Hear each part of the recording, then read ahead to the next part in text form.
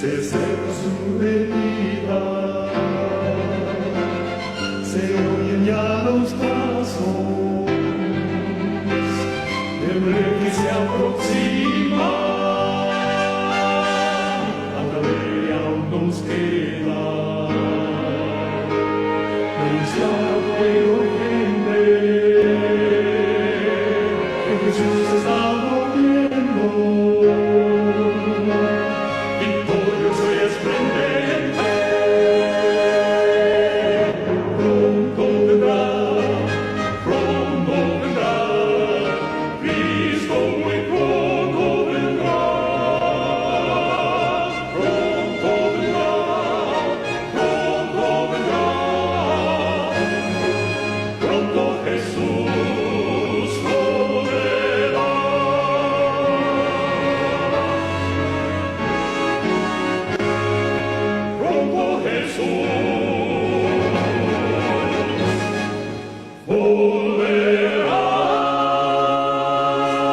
Padre bendito, Señor nuestro, querido Jesús, querido Padre, Creador nuestro Todopoderoso que estás en el cielo. Estamos aquí reunidos en tu nombre, Señor. Suplicamos tu bendición para un tema de salvación que vamos a tocar, que no sean nuestras palabras, sino sea sencillamente lo que está escrito en la Biblia, aclarado por el Espíritu de profecía, y que tu Santo Espíritu, conforme está escrito en la promesa, nos permita entender y cierna nuestras mentes y nuestros corazones, que nuestro yo quede a un lado, Señor, que nuestros prejuicios, nuestros conceptos preconcebidos anteriormente queden a un lado, y sea lo que tú digas, Padre querido, porque no hay mayor felicidad que poder hacer tu voluntad y obedecerte ampliamente. Con deseo del corazón, lo rogamos en el nombre de Jesús nuestro Salvador. Amén. Amén. Pues hermanos queridos, como dijimos anteriormente, es posible dejar de pecar. Es una palabra bastante grande, posible, porque si es dentro de nuestra posibilidad o no es posible humanamente dejar de pecar.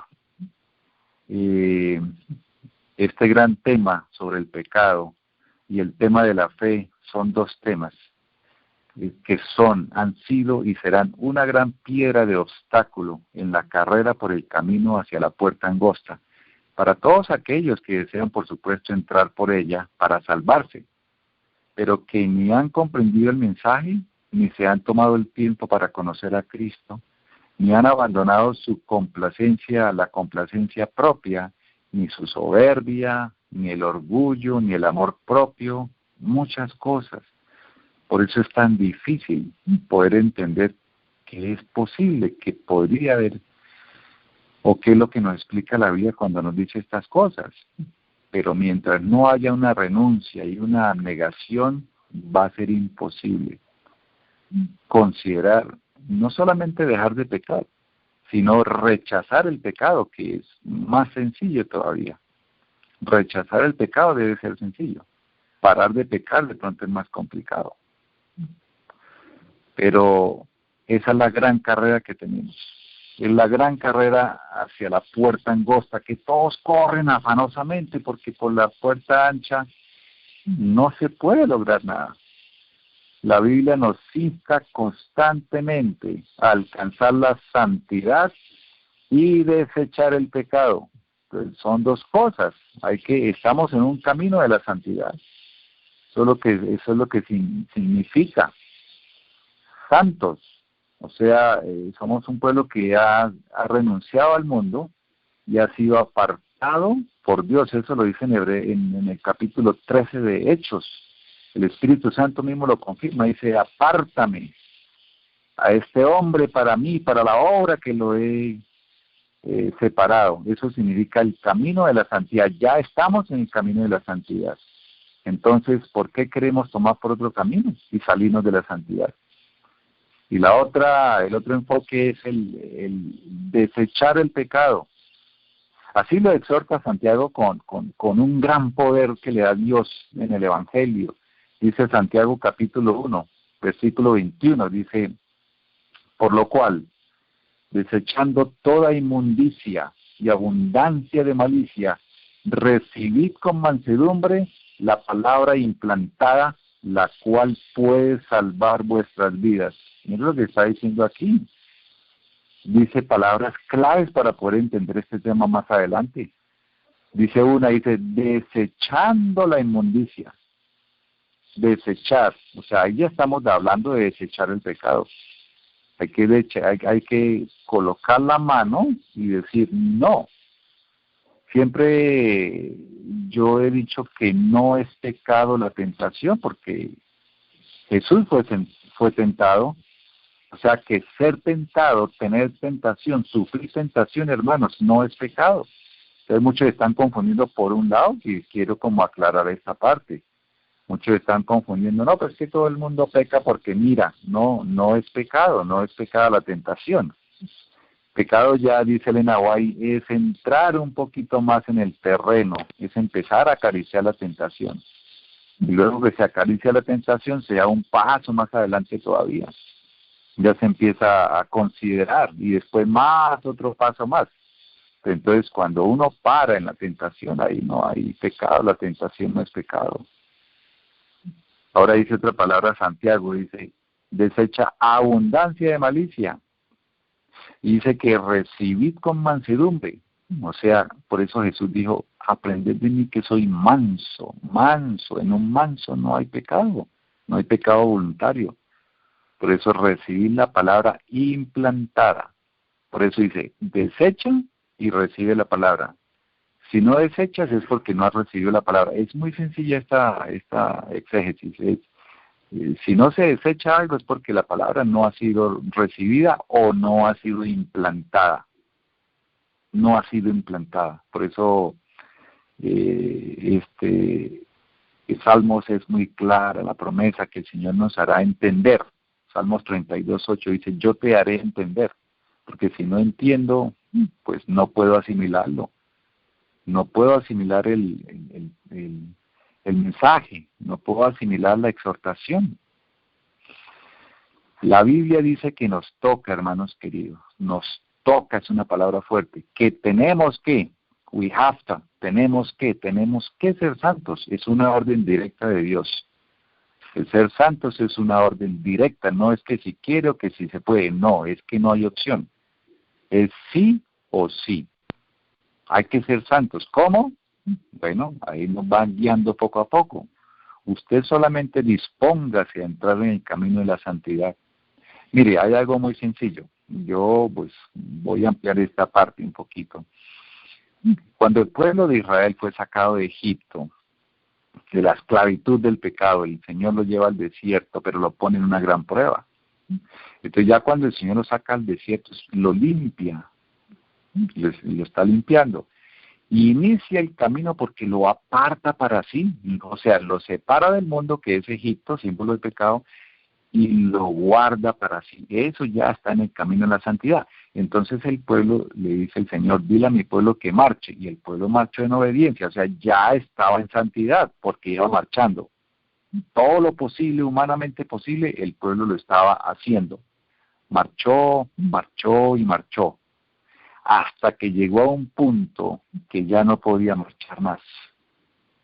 Estaba ahí parado, al frente de un fuerte y estrenduoso mar, un océano gigante que daba miedo hasta los tuétanos, y no podía más, hermanos. Hasta ahí llegaron ellos con su parte, su voluntad y su disposición de desechar cualquier intento de ir en contra de la orden de Dios. Dile a mi pueblo que marche, o sed santos, esa era la orden de Dios.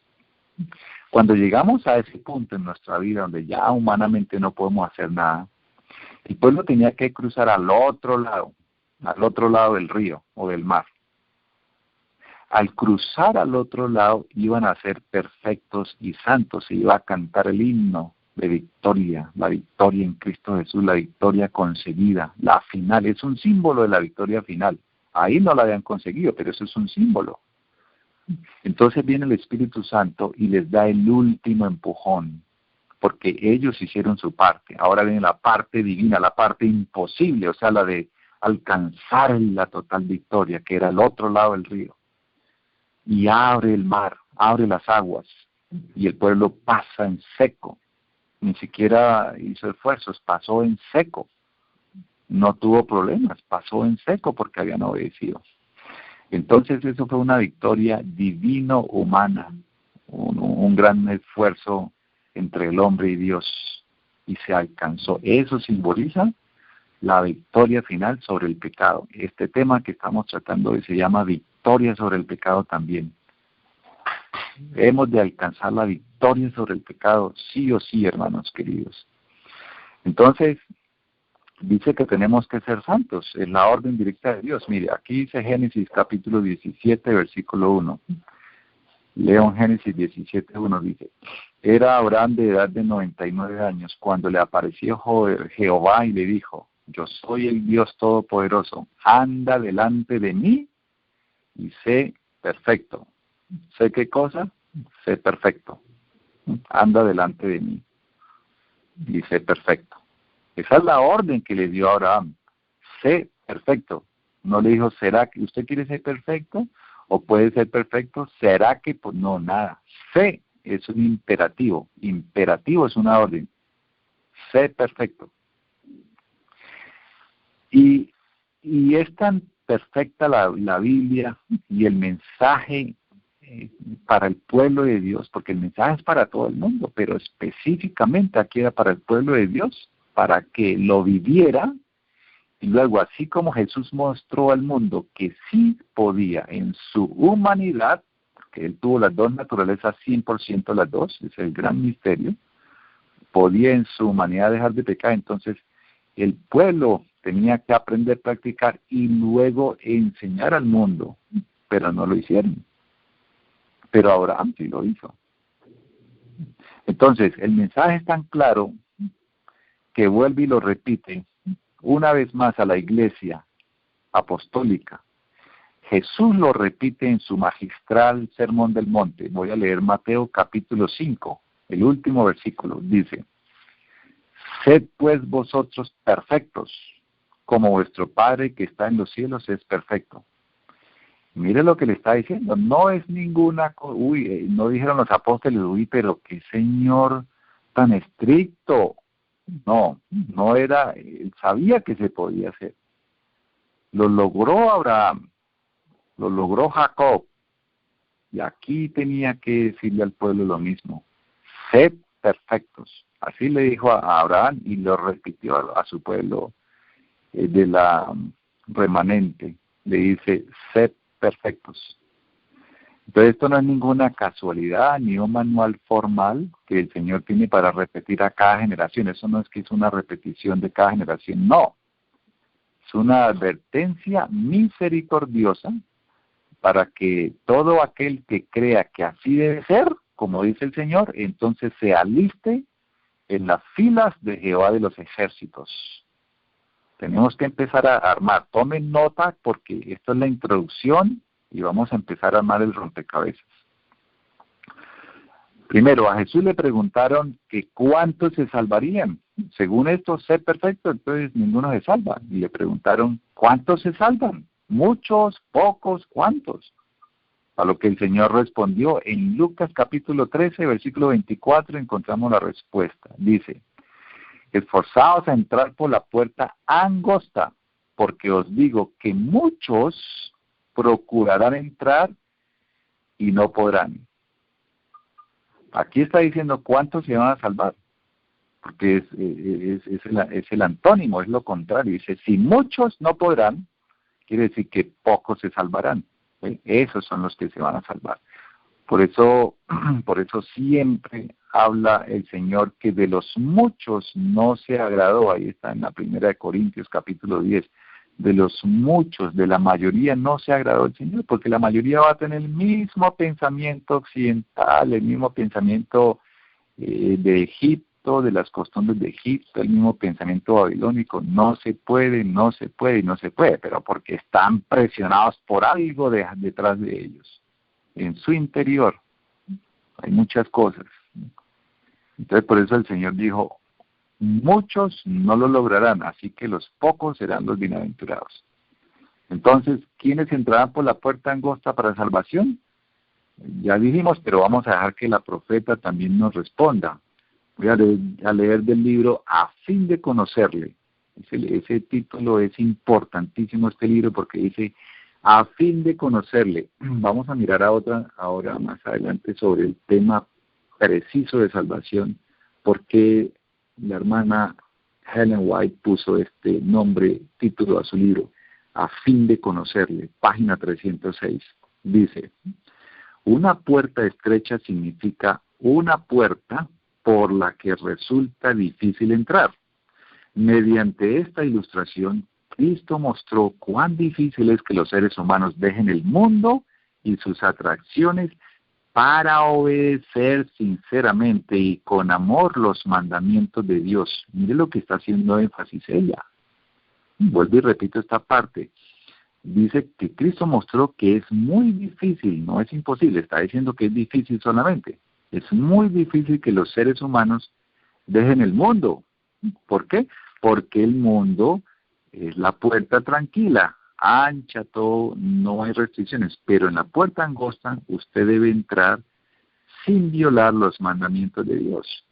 Tiene que, por eso dice, obedecer sinceramente y con amor. Aquí no es porque es obligación, no, es que es por amor que se guardan los mandamientos de Dios. A ella vamos armando algo. Continúa diciendo la página 306. Es fácil entrar por la puerta ancha. No exige las restricciones que causan dolor al corazón humano. La abnegación y el sacrificio no se ven en el camino ancho. La abnegación y el sacrificio no se ven en el camino ancho. Aquí tiene dos características, abnegación y sacrificio. Por eso es difícil que los humanos dejen el mundo y sus atracciones, sus complacencias propias. Está haciendo un análisis profundo, porque no hay abnegación, no les interesa estar sacrificados ni consagrados. Dice, en él, el apetito depravado, o sea, en el camino ancho, aquí hace énfasis en la reforma de la salud también. O sea, la salvación tiene que ver con la reforma de la salud. El apetito depravado lo está comparando ella con el pecado. Eso ya creo que lo vimos en un tema, pero hay otro tema pendiente por ahí. Dice, el apetito depravado y las inclinaciones antinaturales encuentran amplio lugar en la puerta ancha. En él se ven complacencia propia, orgullo, envidia, malas conjeturas, o sea, como interpretaciones propias a su favor, acomodación de textos, etcétera, juicios a personas, amor al dinero y exaltación personal.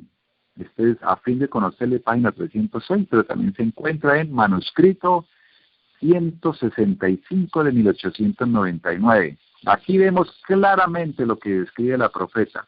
Varios factores por los cuales los muchos no entienden, ni quieren entender, ni aceptan que hay que obedecer la orden de Dios de ser perfectos y dejar de pecar. Stop sinning. No hay que pecar a voluntad. Usted simplemente rechace y punto. Rechace. Si ve una tentación, usted tiene que, dice Elena White, no mire, siga derecho, continúe. Hay muchas cosas que tiene que, por eso dice la abnegación. Si recibe una ofensa, usted no tiene por qué defenderse. No, es que yo no me puedo ofender. ¿Por qué? ¿Quién es él para que me haga eso? Y empieza entonces a sacar su ego. Y eso es lo que empieza la persona a caer en el pecado. Pero esto es uno de los pecados sencillos. Hay otros, por eso está hablando aquí haciendo énfasis en los mandamientos de Dios. Vamos a mirar más adelante entonces qué significa dejar de pecar. Uno de los principales factores que está mostrando aquí en este texto es el apetito. O sea, mejor dicho, el apetito, hermanos queridos. Cuando el apetito no se ha controlado, cuando la alimentación sana de Génesis 1:29 no ha sido adoptada, no hay nada que hacer para parar el pecado, no hay nada que hacer para rechazar la tentación, no hay nada que hacer. Así que otra es la complacencia propia, y le siguen todos los otros pecadillos o las zorras, pequeñas zorras que dice el sabio. Salomón dice, y normales, dicen los comunes y normales. El orgullo, la envidia, malas conjeturas, la obsesión por el dinero, es una obsesión absurda por el dinero, porque la obsesión por el dinero, la obliga a tener más dinero para que no me falte, es falta de fe. Entonces, por eso decía al principio, lo que es el pecado, o sea, dejar de pecar, y la afirmación de la fe, son los dos temas más importantes para la salvación. Por eso la obsesión por el dinero es falta de fe. La exaltación personal, no me dejo porque yo sé más, esa exaltación personal. Y alego y discuto, no. Aquí viene otro que es la soberbia. La soberbia es, yo dije esto y así tiene que ser, y no voy a escuchar razones, ¿por qué no? Entonces, la corporación, por ejemplo, adventista general del séptimo día, está entrenando a sus pastores para no escuchar razones, no y punto, venga yo hablo, no escuche. O sea, dice Elena de White, rechazan el mensajero y al mensaje, como sucedió en 1888, rechazaron los dos, el mensaje y el mensajero. Eso es soberbia, la falta de dedicación y consagración a Dios. Todas estas cosas, la falta de dedicación y consagración a Dios, es lo que impide que podamos entender, desarmarnos para alistarnos a entrar por la puerta estrecha. Pero si no estoy dedicado a esta obra de salvación final y no me consagro a Dios, pues no hay nada que hacer, estoy relajado, como dice Amós capítulo 6, versículo 1. Así que hermanos, queramos o no cualquiera entrará por la puerta angosta, y muchos buscan y rebuscan textos para justificar su incredulidad o incapacidad para renunciar o rechazar el pecado. Luego, esos textos, muchos textos se oponen y entran en controversia con la misma palabra de Dios. Entonces, ¿qué sucede? ¿La Biblia se contradice? No se contradice porque la palabra de Dios es perfecta. El espíritu de profecía, dice algunos pastores que es imperfecto porque Elena White era pecadora. No, señor, no se contradice porque es que ella no escribió, eso fue revelado por el Espíritu Santo. ¿Sí? Esa palabra no se puede contradecir. El hombre la hace contradecir. Ella explica esto. Tuercen las escrituras para que se contradiga y dudan de la palabra de Dios. Por ejemplo, voy a mostrar un paralelo en dos textos. Estaba teniendo una conversación la semana pasada con un pastor de la corporación que dice que no, que eso no se puede porque hay textos clarísimos que dice que vamos a seguir pecando, que es imposible dejar de pecar porque no somos perfectos. Entonces sacan textos como este, Primera de Juan capítulo 2, versículo 1, dice, hijitos míos, estas cosas os escribo para que no pequéis. Y si alguno hubiere pecado, abogado tenemos para con el Padre, a Jesucristo el justo. Está diciendo, ellos dicen, ahí dice, no pecan, que si quiere no peque, pero si peca, o sea que están siendo justificados por este texto que dice, bueno, si peca no se preocupe, eso es lo que quiere decir el texto para ellos. Si peca no se preocupe, ¿ve? Entonces yo le muestro otro. Dice 1 Juan 3:6, dice, todo aquel que permanece en él no peca, todo aquel que peca no le ha visto ni le ha conocido. Entonces ahí hay dos que se contradicen, pero es para ellos, porque aquí quiere decir otra cosa. 1 Juan 2:1, dice que si alguno hubiere pecado, pero ahora miramos de qué clase de pecado está hablando. Aquí no está hablando de que usted robó, bueno, no se preocupe, vaya, pida perdón y ya. Eso no pasa nada. Y si va y mata, no se preocupe, vaya, pida perdón, que eso no pasa nada, porque ahí dice la palabra de Dios que hay un abogado justo para perdonar a todo el que se arrepiente. Ahora, hay otro texto aquí, entonces, que afirmando que somos pecadores por naturaleza y hasta el fin. Dice 1 Juan capítulo 1, versículos 7 y 8, dice, pero si andamos en luz, como Él está en luz, tenemos comunión unos con otros, y la sangre de Jesucristo, su Hijo, nos limpia de todo pecado. Mire lo que están diciendo, la sangre de Jesucristo nos limpia de todo pecado. Entonces, ¿cuál es el problema en pecar si ahí está la sangre? Ahora dice, continúa el versículo 8, si decimos que no tenemos pecado, nos engañamos a nosotros mismos, y la verdad no está en nosotros.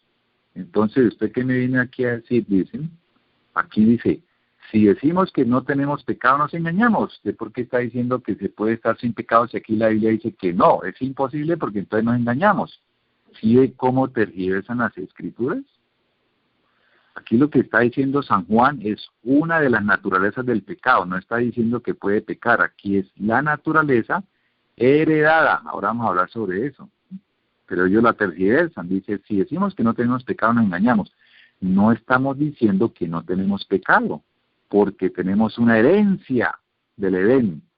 Esa no se puede quitar todavía. Eso es lo que quiere decir San Juan. Pero ellos lo tuercen para justificar que sí pueden pecar. Está torcido totalmente. Porque aquí dice 1 Juan 3:9, todo aquel que es nacido de Dios no practica el pecado. Mire la belleza que habla San Juan aquí.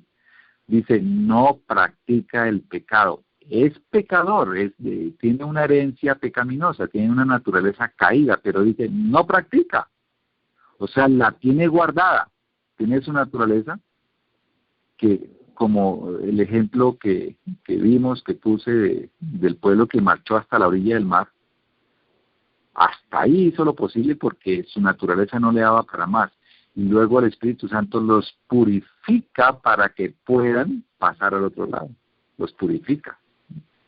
Pero aquí está diciendo es que todo el que nace de Dios, por eso dice, nueva criatura somos. Como somos nuevas criaturas, hechos en Cristo Jesús, toda nuestra vida es nueva. Todo es nuevo en nosotros. El comer es nuevo. Desaprendimos como el mundo nos enseñó a comer y comemos a la manera de Dios. Otra vez a la vuelta. Ya no estamos en el mundo, sino que estamos dentro de las murallas de Jerusalén. Ya no practicamos el pecado porque somos tentados, pero no damos el siguiente paso a echar mano. O sea que si tengo deseo de mentir, no practico. Usted tiene dos opciones. Eso es como la salud y la enfermedad.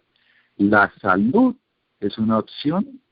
Usted elige, quiero estar enfermo de acuerdo a lo que como. Bueno, voy a comerme esto y me enfermo, pero después me curo. Me tomo un medicamento y me curo. O sea, es una opción. Usted está optando, usted está eligiendo enfermarse porque quiere satisfacer su paladar o el apetito pervertido que llama la profeta. O sea, todo es una opción. No, pero es que si digo la verdad, en el trabajo pierdo mi empleo, porque llegué tarde, porque me fui a hacer otra cosa, debo mentir, pero después con el abogado justo quedamos empatados en ceros y me perdona. Así que el Señor entiende y tengo que ir a mentir. Ah, está practicando. Entonces ya no nació de Dios, ya perdió todo. Eso lo dice Ezequiel 33. Ezequiel 33 dice que si el justo piensa que por su justicia lo que hizo antes será justificado, el día que se resbale o el día que hierre, hasta ahí le llega su justicia y tendrá que mirar si empieza otra vez de ceros. Entonces aquí San Juan está diciendo que no practica la palabra clave, porque la simiente de Dios permanece en él y no puede pecar porque es nacido de Dios. Mire, dice, no puede pecar. ¿Pero por qué peca? Ah, porque no ha nacido de nuevo. Hermano, tiene que nacer de nuevo. Si usted está pensando en que fue tentado y tiene una necesidad de mentir o de robar o de hacer alguna injusticia, pues usted está practicando el pecado porque no ni conoce a Dios ni ha nacido de nuevo. El nacimiento fue falso.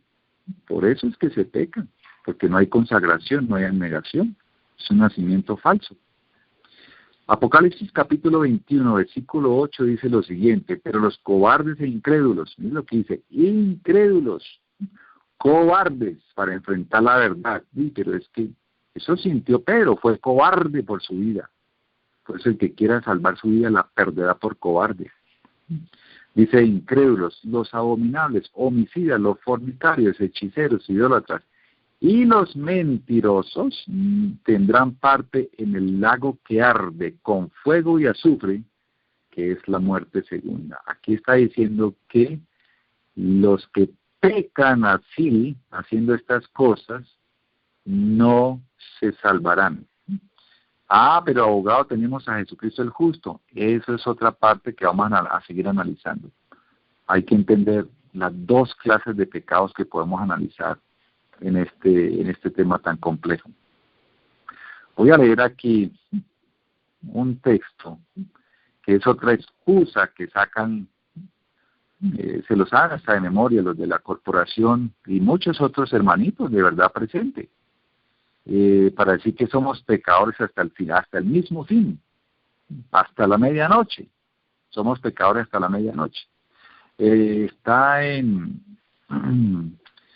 Testimonios Selectos, tomo 1, página 100, dice: vi 4 ángeles que habían de hacer una labor en la tierra y andaban en vías de realizarla. Jesús estaba revestido de sus vestiduras sacerdotales, todavía estaba en el lugar santísimo, dice. Miró compasivamente al pueblo remanente y alzando las manos, exclamó con voz de profunda piedad, 2 puntos, dice: mi sangre, Padre, mi sangre, mi sangre, mi sangre. Entonces vi que Dios, sentado en el gran trono blanco, salía una luz en extremo refulgente que derramaba sus rayos sobre Jesús. Después vi un ángel comisionado por Jesús para ir rápidamente a los 4 ángeles que tenían determinada labor de cumplir en la tierra. Y tremolando algo en su mano, clamó en alta voz diciendo: deteneos, deteneos, deteneos, hasta que los siervos de Dios estén sellados en la frente. Aquí están diciendo que por la sangre de Cristo, Él se presenta ante el Padre, le muestra las heridas de las manos y le dice: mi sangre, Padre, mi sangre, para que perdone obligadamente a todo pecador, por cuanto no podemos hacer nada por parar de pecar o por practicar el pecado. Aquí ellos están diciendo que no se puede ni siquiera dejar de practicar el pecado porque es un hábito que heredamos desde el nacimiento. Pero aquí la Biblia se contradice porque está diciendo: no practique, el que practica el pecado no es de Dios. Entonces, ¿cómo así? Ponen la Biblia a contradecirse, ¿sí? Ese espíritu tan maligno que hacen estas personas que quieren justificar sus actos y sus gustos. Entonces, voy a seguir leyendo aquí el Testimonios Selectos, tomo 1, página 100, versículo 2, dice: los misericordiosos ojos de Jesús vieron al pueblo remanente todavía sin sellar, y alzando las manos hacia su Padre, intercedió con él, recordándole que había derramado su sangre por ellos. Aquí está haciendo una acción especial Jesucristo, porque está hablando de un pueblo remanente. Más adelante nos van a explicar esto, pero no quiere decir que pequen y que Jesús va a interceder siempre por el Padre. Ahora, quiero que hagamos una pequeña reflexión. Voy a parar como en un punto 2. Nosotros estamos en la verdad presente, o estamos en el camino a Cristo, o estamos haciendo sacrificios, y estamos haciendo todo por obedecer, porque queremos todos la vida eterna. Eso lo dice San Pedro. Dice: hasta que todos alcancemos el fin de nuestra fe, el fin de la fe, el propósito de la fe, dice, es la vida eterna. Ahora, ¿cómo se consigue la vida eterna? ¿Cuál es la vida eterna? Y ahí está la vida eterna, sí, obedecer, guardar los mandamientos, pero ¿cuál es la verdadera vida eterna? ¿Cómo se consigue? Yo creo que ya a esta altura todos sabemos cómo se consigue la vida eterna.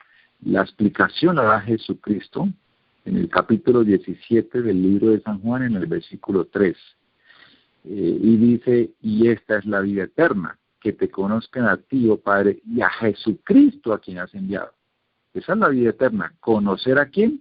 A Jesucristo y al Padre. Por eso aquí están ellos dos intercediendo por el pueblo, por su pueblo amado, por su pueblo remanente. El pueblo remanente tiene una característica primaria, y es que guardan los mandamientos. O sea, a partir de ahí no hay pecado practicado, ¿sí? O sea, esto no es para ni sangre, ni sangre, ni sangre, no es para todos. Esto es para un pueblo, acabamos de leer, remanente.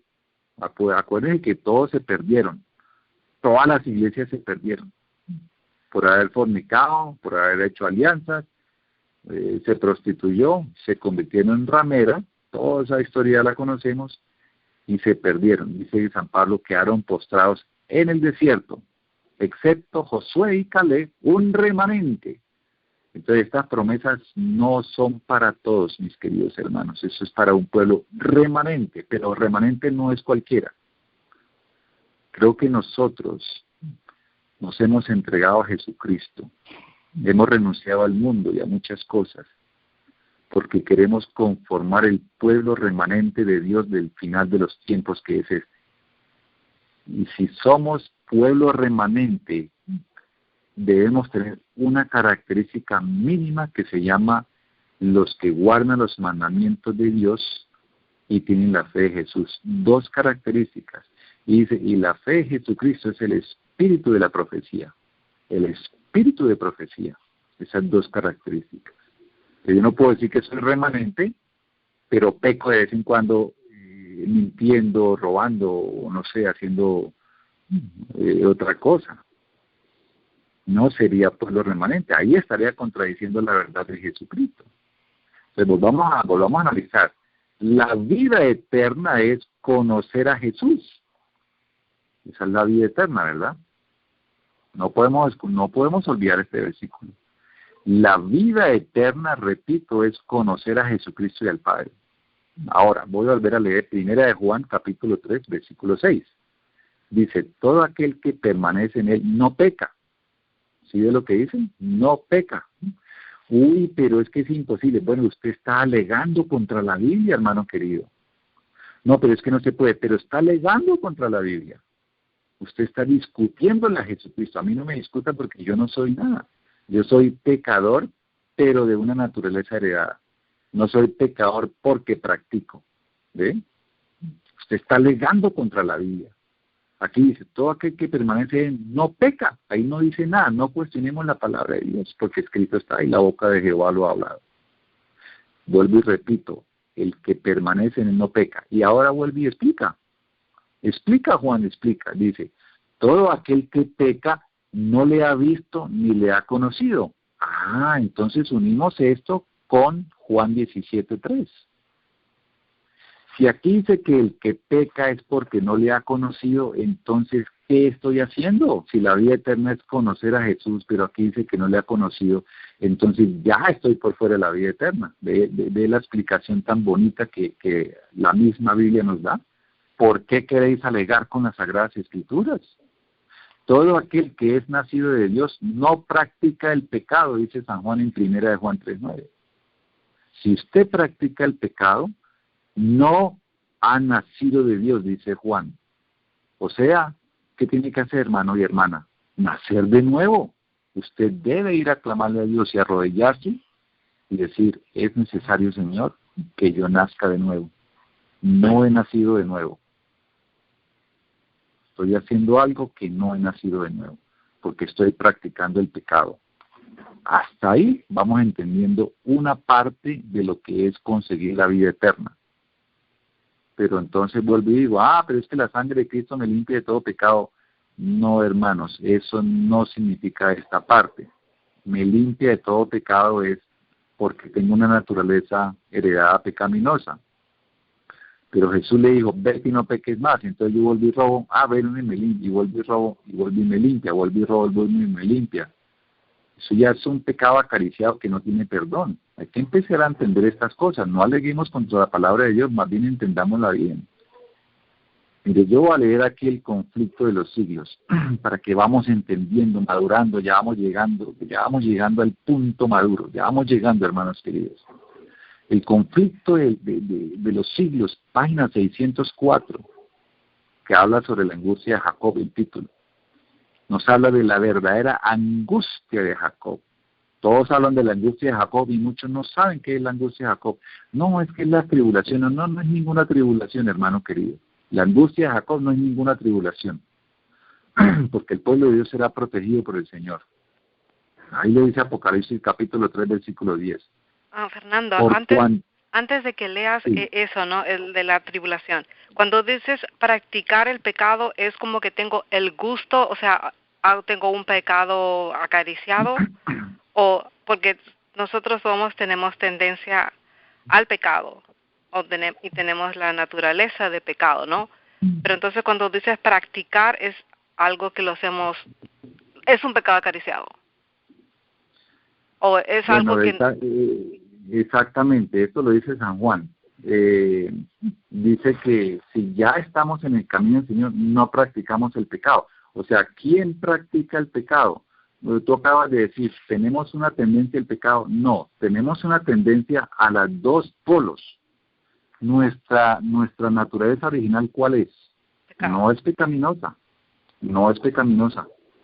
Nuestra naturaleza original es sin pecado como Adán y Eva, porque Jesucristo no nos creó pecadores. Nuestra naturaleza original, estoy hablando de la original, es santa. ¿Sí? Por eso Él nos manda una orden a que volvamos a recobrar lo que se perdió en el Edén. Dice, sed santos como vuestro Padre es santo. Eso es una orden directa de Dios, recobrar lo que se perdió en el Edén. En el Edén se perdió, eso hay que recobrarlo, porque nuestra naturaleza es santa. Fuimos caídos, se pecó, entonces heredamos. Ahora tenemos dos tendencias. Tendencia hacia lo espiritual y tendencia hacia lo carnal. ¿Sí vamos entendiendo ahí? Uh-huh. Entonces, cada uno escoge. ¿Cuál escoge la tendencia hacia lo espiritual? Eso lo habla San Pablo. El estudio tendríamos que alargarlo mucho más, pero la tendencia es, en capítulo 7 de Romanos, él escribe este capítulo 7 con mucha angustia, porque el pueblo prefiere seguir la tendencia humana, que es hacia el pecado, hacia la naturaleza que más tira para mi lado, es la tendencia pecaminosa, porque es en esa crecí. De esa manera me enseñaban a comer, a hablar, a pensar, a mirar, a acariciar, a ambicionar. Esa es la tendencia mayor, pero tenemos las dos tendencias. Usted y yo elegimos, cada uno es elección, así como el que decide comer o no comer. Dice, bueno es no comer carne, y si bueno es no comer carne, o sea que comer carne es malo. Siempre va a haber una tendencia, siempre cada uno. Por eso Elena White explica esto, dice, es elección, esto es una elección. Si yo me encuentro frente a una situación donde antes de abrir la boca debo mirar al cielo y decir, Señor, aquí debo elegir, pecar o no pecar, no es más. Practico el pecado, o sea, la palabra que está diciendo San Juan, que practica, es porque tiene la costumbre de que ni siquiera reflexiona para rechazar el pecado, no, simplemente lo practica, o sea, ya se le volvió costumbre, porque como la naturaleza es pecaminosa, se escuda en la Biblia, diciendo que él tiene una naturaleza pecaminosa, lo cual es falso, porque la naturaleza sí es pecaminosa, pero me estoy enredando en esto. Pero también tengo la opción de recobrar la naturaleza original, la naturaleza santa. O sea, tengo las dos opciones. No, lo que quiero decir es que no tengo solamente una, tengo las dos y puedo elegir. Y por eso el que elige hacia el pecado está practicando. Entonces, por ejemplo, si la ley de la naturaleza, ¿no? La ley, por ejemplo, queremos que ir a dormir temprano, porque esa es una ley natural. Si rompemos la ley de naturales, es un pecado. Y nosotros estamos siempre tratando, ¿no? O sea, como que algo le dice a uno, no, ándate a dormir temprano porque estás rompiendo la ley natural. Okay, eso es, si quieren, nosotros estamos escuchando al Espíritu Santo. Otra persona dice, ay, no, yo me quedo hasta tarde porque me gusta hasta tarde quedarme y mañana me quedo durmiendo un poquito más. O sea, ya no tiene Bueno, el Espíritu Santo que le dice, o digamos las personas que pueden practicar el sexo fuera del matrimonio, ¿no? Que sería adulterio. Simplemente sí, lo hacen, dicen, oh, no estoy haciendo daño a nadie, entonces lo puedo hacer. Entonces, eso ya sería algo normal, ya la mente se mantiene algo normal, ¿no? Ya dice, bueno, ya no es malo, pero practicar es lo que sí, exacto. hace el pecado, ¿verdad?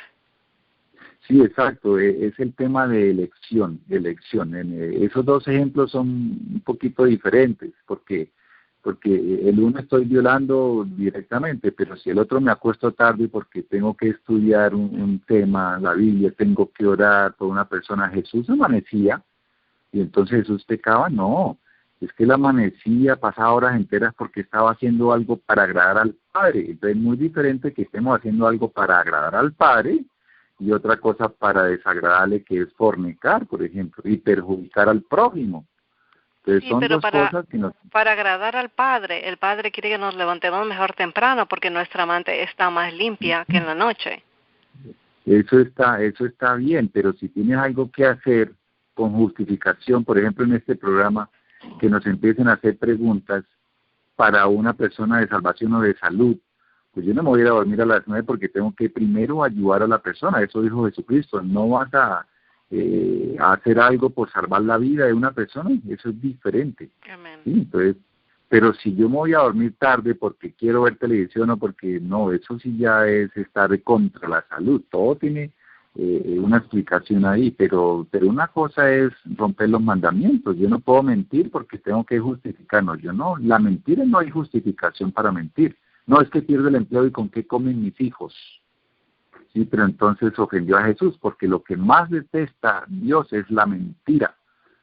Si tú hiciste algo incorrecto, afrenta las consecuencias, di la verdad y que te boten del empleo, pero exaltarías el nombre de Cristo. Además, cuando uno dice la verdad, siempre Jesucristo lo va a proteger y algo va a pasar. Entonces, voy a seguir leyendo, voy a leer este capítulo de la angustia de Jacob para que entendamos cuál es la angustia de Jacob y vamos entendiendo mejor el tema. Dice aquí, mientras Satanás acusa al pueblo de Dios haciendo hincapié en sus pecados, ¿sí? Miren, hace hincapié en los pecados, el Señor le permite probarlos hasta el extremo. La confianza de ellos en Dios, su fe y su firmeza serán rigurosamente probadas. Mire, hermanos, que importantísimo conocer este tema del pecado, porque el pecado y la fe, porque vamos a ser probados, primero en la fe, si se va a mantener, y segundo, si vamos a pecar por lo que estamos diciendo, porque quiero salvar mi vida, porque quiero salvar mi empleo, voy a pecar. Entonces aquí se va a decidir el verdadero remanente pueblo de Dios. Muchos dieron su vida, murieron en la hoguera por la verdad. Ahora voy a perder un empleo si otros murieron. No voy a perder un empleo si otros dieron su vida. Entonces dice acá esto, Satanás acusa al pueblo de Dios y hincapié en sus pecados. Dice, el recuerdo de su pasado hará decaer sus esperanzas, pues es poco el bien que pueden ver en toda su vida. Reconocen plenamente su debilidad e indignidad. Satanás trata de aterrorizarlos con la idea de que su caso es desesperado, de que las manchas de su impureza no serán jamás lavadas. Espera así aniquilar su fe, hacerles ceder a sus tentaciones y alejarlos de Dios. Miren lo que dos claves, hay varias claves acá. Una está tocando el pecado, la naturaleza pecaminosa que existe dentro de nosotros. Satanás la va a rescatar, porque como guardan los mandamientos, o sea, el pecado no practicado es el que tiene el remanente. El remanente del pueblo de Dios no posee un pecado practicado, posee una naturaleza pecaminosa. Esta es la que está diciendo Elena, voy explicando que Satanás trata de por allá porque no pudo hacerlo quebrantar la ley. Ahora entonces lo va a hacer desesperarse y ceder a la tentación, exaltando la naturaleza pecaminosa. ¿Sí me hago entender acá o está muy enredado? Esto es un tema que toca estudiarlo con mucha oración, hermanos. para poder entender estas dos diferencias de las que estamos hablando, inclusive el ejemplo que puso Brendita. Sigue diciendo, aun cuando los hijos de Dios se ven rodeados de enemigos que tratan de destruirlo. Mire, voy a leer aquí lo que es la verdadera angustia de Jacob. Aquí sigue diciendo el conflicto de los siglos, página 604. Vamos a entender qué significa la angustia de Jacob. Dice, la angustia que sufren, la angustia de Jacob, no procede del temor de ser perseguidos. Esa no es la angustia, no es el ser perseguidos a causa de la verdad. Lo que temen es no haberse arrepentido de cada pecado y que debido a alguna falta por ellos cometida, no puedan ver realizada en ellos la promesa del Salvador. Tremendo texto hermanos. La verdadera angustia de Jacob para el pueblo del fin de los tiempos es entonces esa angustia de no haber confesado cada pecado y haber seguido practicando. Es clarísimo. El pastor me decía, ¿hasta cuándo vamos o sea, el pueblo de Dios llegará? La pregunta no recuerdo cómo era que si se peca antes del cierre de la gracia, del cierre de la puerta, o en el cierre de la puerta. Yo le dije, pues antes del cierre, porque si se cierra ya para qué, ya quedó por fuera, y ahora leemos un texto sobre eso. No, ¿cómo así que antes del cierre de la puerta de la gracia? Entonces, ¿cómo hacemos para saber qué? Quieren saber cuándo se cierra la puerta para seguir pecando, y un poquitico antes que no sé qué por fuera, espere que ya voy a entrar, y entra por la puerta angosta. No, eso no funciona así. Lo que funciona es que usted está entregado a Dios y rechaza varias cosas. Una de ellas son la práctica del pecado y quebrantar la ley. Hay que rechazar eso, o sea, rechaza la tentación, porque aquí Satanás va a hacer que cedan a las tentaciones. Entonces hay que rechazar la tentación, ponerle un alto, un stop en el on the way, y se rechaza. Y la otra es no quebrantar, entonces no practicar, no quebrantar o no practicar, es lo mismo. Bueno, practicar quiere decir que lo vengo haciendo con frecuencias. Pues deje de practicar, hermano. Si usted practicaba correr, deje de correr, ya no practique más correr, eso se trata, pare, ya no.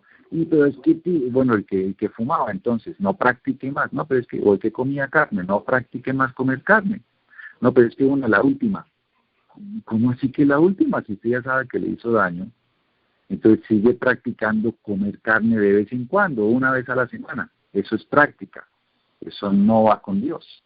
Entonces dice aquí, entonces la promesa grande, uno de mis versículos favoritos es Apocalipsis 3:10, que dice el Señor, por cuanto guardaste mi palabra, o sea, la ley, y toda la palabra que nos habló Santiago capítulo 1, dice, yo también te guardaré de la hora de prueba que ha de venir sobre todo el mundo. Qué versículo tan maravilloso, hermanos. Aquí vemos que habrá valido la pena haber rechazado la tentación, haber rechazado la práctica del pecado y haber guardado la ley, pero por amor, haber andado en los caminos del Señor y decir no al pecado.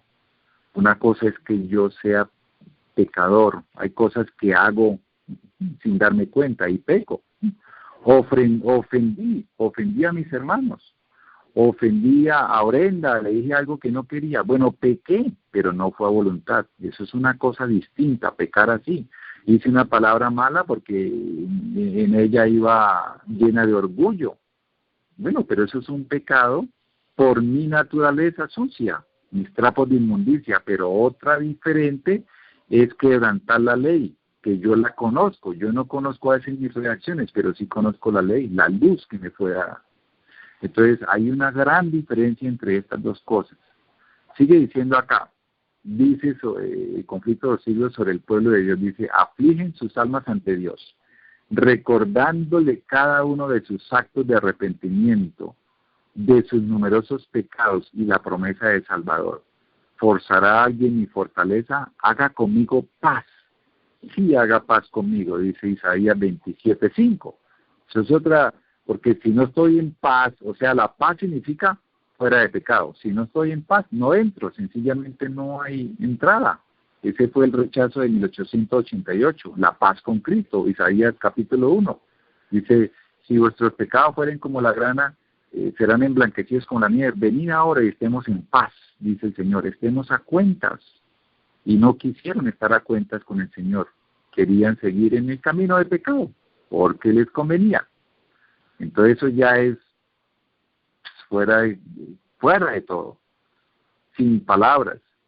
Sigue diciendo, su fe no decae, o sea, el pueblo de Dios remanente, dice, su fe no decae, si sus oraciones no reciben inmediata contestación, es decir, oran en tiempo de angustia, en tiempo de persecución, en tiempo de necesidad, oran y no reciben inmediata contestación. Dice, aún así su fe no decae, siguen leales al Cordero. Aunque sufren la ansiedad, el terror y la angustia más desesperantes, no dejan de orar. Echan mano del poder de Dios como Jacob se aferró al ángel y de sus almas se exhala el grito, no te soltaré hasta que no me bendigas.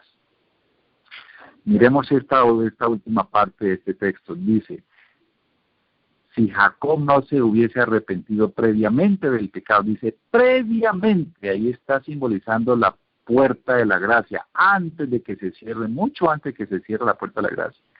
Dice, si Jacob no se hubiese arrepentido antes del pecado que cometió al adueñarse fraudulentamente del derecho de primogenitura, Dios no habría escuchado su oración, ni le hubiese salvado la vida misericordiosamente. Mira lo que está diciendo aquí, le hubiese salvado la vida, o sea, lo perdonó para poder ser salvo.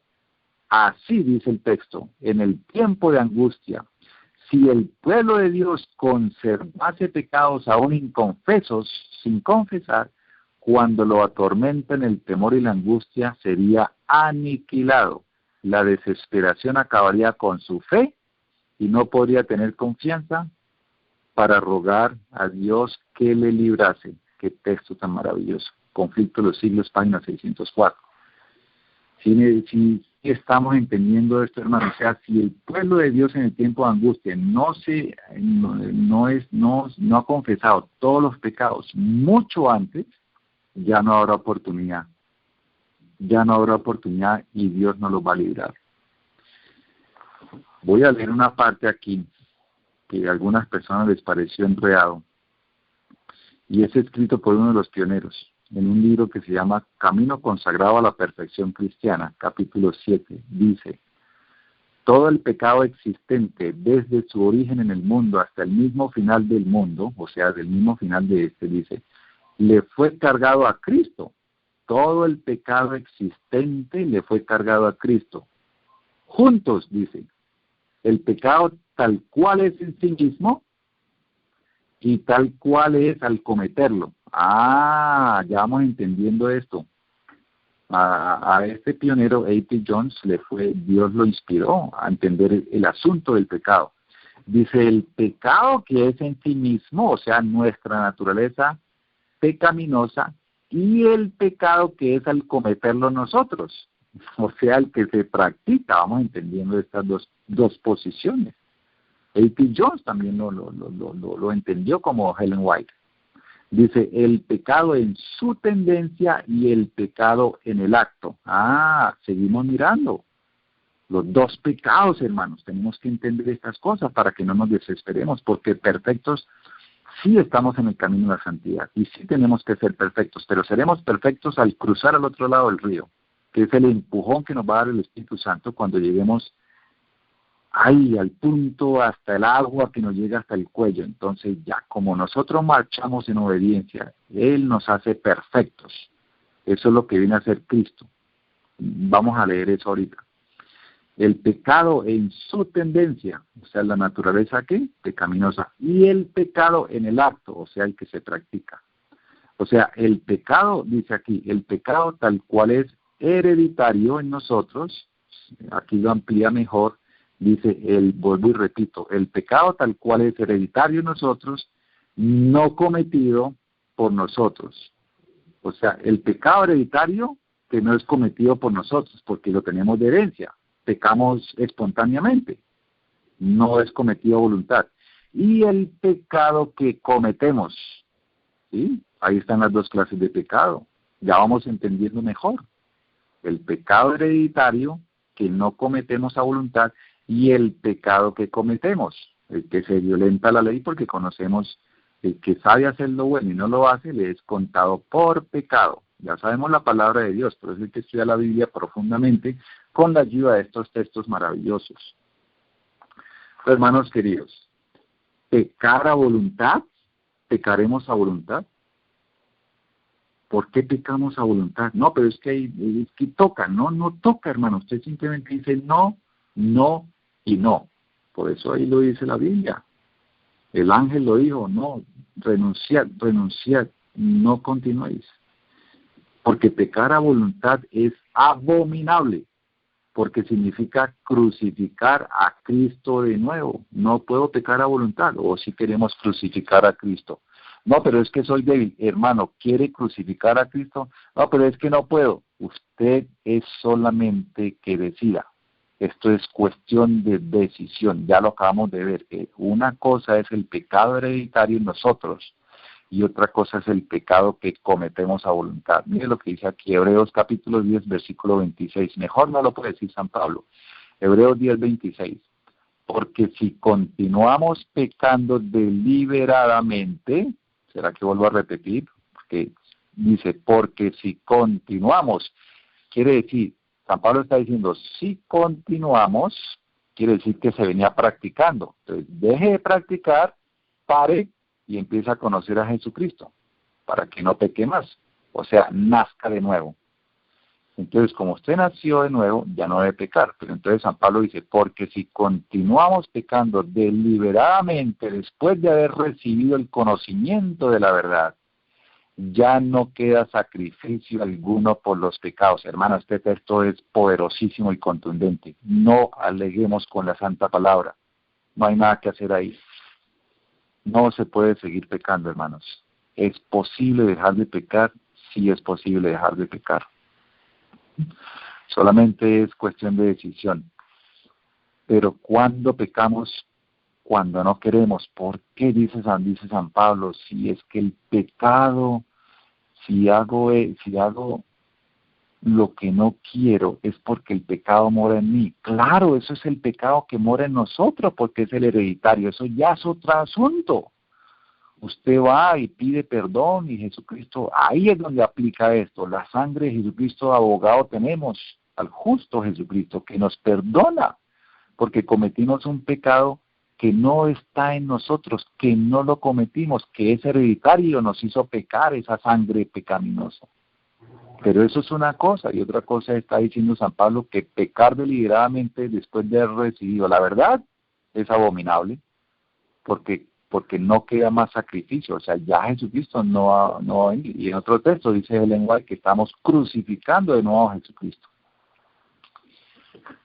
Entonces vamos a ir cerrando y concluyo con este texto maravilloso.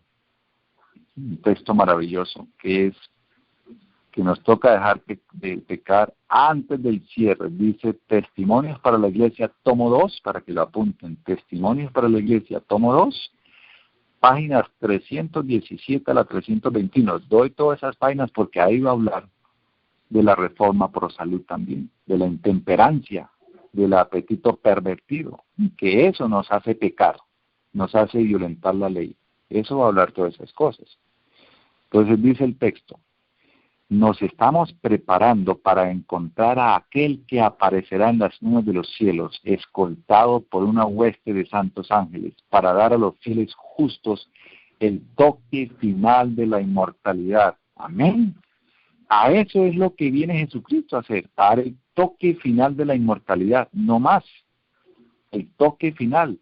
Mire lo que dice que no viene a hacer. Dice, cuando Él venga, no lo hará para limpiarnos de nuestros pecados, quitarnos los defectos de carácter o curarnos de las flaquezas de nuestro temperamento y disposición. No, Señor, esto no lo viene a hacer porque ya tuvo que habernos limpiado a nosotros mucho antes del cierre, porque ya Jesucristo se levantó hace rato y ya llegó a la tierra. ¿Sí? Eso es cuando viene el esposo a la medianoche. ¿Ya para qué? Por eso está atardeciendo en el cielo, hermanos. Ya viene la noche. Dice Jesucristo, ya viene la noche cuando ya no se puede trabajar. O sea, ya toca, el que quedó así. Esto es precioso, vuelvo y repito, cuando Él venga, no lo hará para limpiarnos de nuestros pecados, quitarnos los defectos de carácter o curarnos de las flaquezas de nuestro temperamento y disposición. Esto echa por tierra cualquier argumento de cualquier pastor que está diciendo que pecaremos hasta el fin. Lo que pasa es que quieren conducir al pueblo hacia la perdición. Ese es el plan de Satanás. Están siendo, ahí dice Ellen White, están siendo utilizados pastores por el diablo para que lleven al pueblo a la perdición, diciéndole que vamos a pecar hasta el fin. Aquí está diciendo que no. Y ya vimos en la Biblia que tampoco. He presentado, hermanos queridos, Biblia y Espíritu de Profecía. Y termino con este texto, ahí mismo, Testimonios para la Iglesia, tomo 2, dice, si es que se ha de realizar en nosotros esta obra, o sea, la obra de la inmortalidad final, dice, se hará antes de aquel tiempo, antes. Cuando venga el Señor, los que son santos seguirán siendo santos. Los que han conservado su cuerpo, reforma la salud, y espíritu en pureza, santificación y honra, recibirán el toque final de la inmortalidad. Pero los que son injustos, o sea, aquellos que siguen practicando, como dijo San Pablo, deliberadamente el pecado, los que son injustos, inmundos y no santificados, permanecerán así para siempre. No se hará en su favor ninguna obra que elimine sus defectos y les dé un carácter santo. No se hará en ellos ningún favor. El refinador no se sentará entonces para proseguir su obra de refinación y quitar sus pecados y su corrupción. Todo esto debe hacerse en las horas del tiempo de gracia, o sea, esta hora. Ahora, dice ella, es cuando debe realizarse esta obra en nosotros. Ahora, es hoy, dice 2 Corintios 6, es hoy el día de nuestra salvación. Hay que nacer de nuevo, el que está acariciando el pecado, el que está practicando el pecado porque está convencido de que tiene perdón, aún pecando deliberadamente, hemos visto que estaremos equivocados. Hay que nacer de nuevo porque no conoce a Jesús ni le ha amanecido. Es hoy, dice ella, es ahora cuando debe realizarse esta obra. Pero dicen, no, hoy no, entonces la semana entrante voy a seguir practicando, voy a unos pecaditos que tengo que cometer y ya vuelvo, Señor. No, eso es abominación, no existe esa clase de personas para Dios. Ya hemos visto, no sé si hay algunas preguntas, ya concluyo acá, hermanos, es muy precioso este tema. El pecado tal cual es hereditario en nosotros, que no cometemos por nosotros mismos, que ese se comete, ese sí es el pecado que vamos a seguir cometiendo, porque esa naturaleza no la podemos cambiar toda hora hasta que venga Jesucristo. Pero, y el otro es el pecado que cometemos, dice San Pablo, deliberadamente, quebrantando la ley y haciendo cosas y que sabe hacer lo bueno y no lo hace. Entonces, mire, si usted, ahí dice Salmos capítulo 15, ¿quién morará en tu santo monte, Señor? El que admite cohecho, el que admite chisme, eso es pecado también, porque yo sé que eso es malo y lo acepto. Me vienen con un cuento a mí a hablar de una persona, mire, esta persona hizo eso y eso, y como no me consta y yo admito ese chisme y lo paso y lo publico sin pruebas, eso es un pecado practicado a voluntad. Hermanos queridos, habría mucho más que comentar, pero ya es hora de terminar. No sé si es para hoy este tema.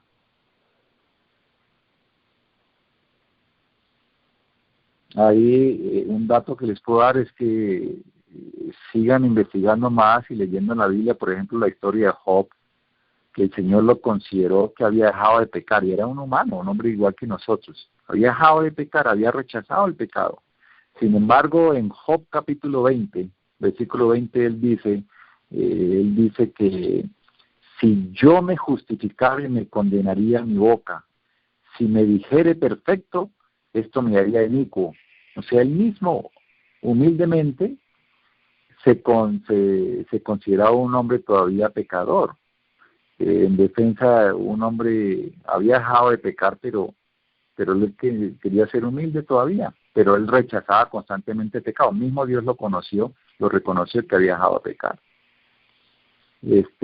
Pero hay otra cita de Gálatas capítulo 5 que yo quería compartir, porque el pueblo adventista moderno dice que el hombre no puede dejar de pecar y esta es una de las citas que dan. Dice, porque el deseo de la carne es contra el espíritu, ¿ven? O sea que no hay nada que hacer espiritualmente, porque somos carnales.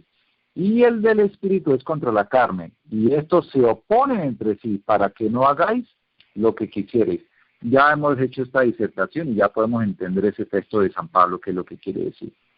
Simplemente ahí está diciendo es que no hemos conocido a Cristo, que no hemos nacido de nuevo.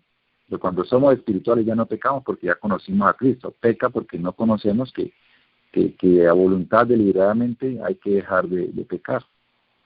Hermano, esto es para que reflexionemos cada uno, cada momento que vayamos a tomar una decisión. Acordémonos, esto es tema de decisión, elección. Usted elige, hermano o hermana, usted elige. ¿Qué hago aquí en esta situación, Señor? ¿Qué haría Jesús? Peco, pero yo sé que es pecar, pero me toca pecar. Aunque sabiendo que es pecado, lo voy a hacer. Usted decide, hermanos queridos. Si no hay preguntas, vamos a orar. Y ese versículo que dice, no hay justo ni aún uno. Ese es lo mismo que estamos diciendo, y Job por eso se basa en ese concepto también. No hay justo ni uno, porque Jesucristo viene a dar la justicia, ya la justicia final, o sea, la inmortalidad, para hacernos justos, ya perfectos. O sea, una cosa es ser pecador y otra cosa es ser perfecto. Ahí lo que está diciendo es que no hay justo, es lo que acabamos de explicar, porque tenemos una naturaleza sucia que dice Isaías. Pero esa naturaleza sucia, no nos podemos escudar en esa naturaleza y en ese versículo para practicar el pecado, no porque estoy en contra de la Biblia. Entonces, una cosa, ya lo explicamos, hermanos queridos, hay que seguir orando para que el Señor nos dé sabiduría y podamos elegir. Pero no nos escudemos en versículos. Es que no hay justo, entonces tengo que seguir pecando. Así que voy a pecar hoy porque toca. Eso no es de Dios. Eso que dice ahí es porque no hay justo hasta que Jesús venga y nos dé. Ahora acabamos de leer, dice, el toque final de la inmortalidad. Ahí se alcanzará la perfección, porque acordémonos que la orden de Dios es ser perfecto. Pero no hay perfecto ni uno. Usted marche simplemente en el camino de la santidad que yo me ocupo de hacerlo perfecto en el final, en el punto final donde usted ya no puede avanzar más. Como el pueblo de Dios llegó al mar, hasta ahí no pudo ser perfecto. El cruce del mar que Dios le abrió en el toque divino, el pueblo de Dios al otro lado del río alcanzó la justicia perfecta de Cristo. Ok, hermanos. Amén. Así sea.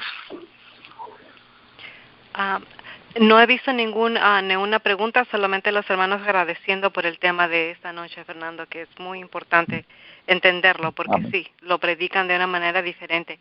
Ahora solamente tenemos que ir y otra vez escucharlo y poner esos versículos todo de repente en nuestra Biblia en un momento y cuando alguien lo toca o cuando queremos repasarlo lo tenemos ahí, a la mano para saber defenderlo.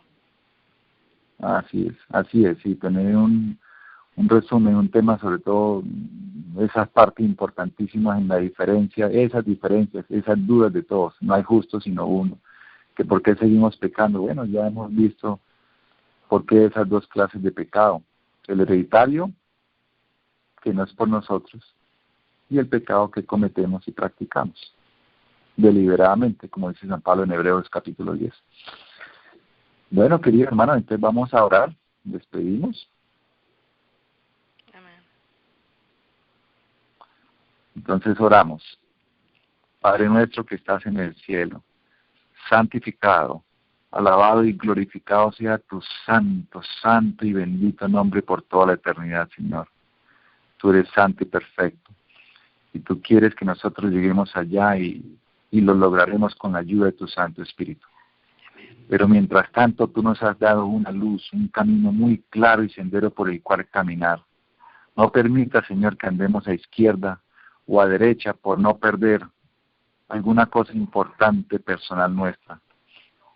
Primero Cristo Jesús, porque es el primer mandamiento, Señor. Amarás al Señor tu Dios por encima de todas las cosas, por encima de ti mismo, por encima de cualquier trabajo, de cualquier cosa. Ayúdenos a elegir bien, Señor. cada momento que nos encontremos, que el enemigo, como acabamos de leer en el conflicto de los siglos, nos ponga una zancadilla para hacernos ceder ante la tentación, ayúdanos a recordar un escrito está, Señor, como lo hizo Jesús cuando venció a Satanás en el desierto. Escrito está, no me tentará, Señor, no me tentará nadie, porque el Señor, nuestro Dios, será el único exaltado. Ayúdanos, Señor, a vencer el pecado. Danos la victoria en el pecado para poder, no solamente para salvarnos, sino porque es que queremos exaltar el nombre de Cristo para que su muerte no sea en vano, Señor. Su muerte no será en vano por nosotros. Nosotros y nuestra vida que hemos consagrado a ti, la confirmamos hoy una vez más para ti, la entregamos en tus manos, que sea para tu servicio y para tu honra y para tu gloria, Señor. Danos esa promesa escrita en la Biblia que nos harás entender y nos ayudarás en el momento de la elección a elegir por Cristo antes de pecar, sabiendo lo que es malo y lo que es bueno. Ayúdanos siempre a elegir lo bueno, Señor Santo. Y en aquel día de la tentación reclamamos la promesa, Señor, que nos fortalezcas, que nos libres del mal en aquel día de angustia, Señor. Y ayúdanos a confesar todo pecado para estar en paz contigo. Permítenos estar hoy a cuentas, permítenos ir a la cama a dormir en ceros, de nuevo, una vida nueva mañana, Señor, y todo gracias a la sangre de Cristo, a la cual echamos mano esta noche. Que la sangre preciosa de nuestro Señor Jesucristo, nuestro Señor y Salvador, nos limpie de todo pecado y estemos hoy a cuentas contigo, Señor. Lo rogamos en el nombre de Jesús nuestro Señor, a quien no queremos volver a crucificar. En Jesús, bendito Señor y Dios nuestro, con la unción del Espíritu Santo. Amén.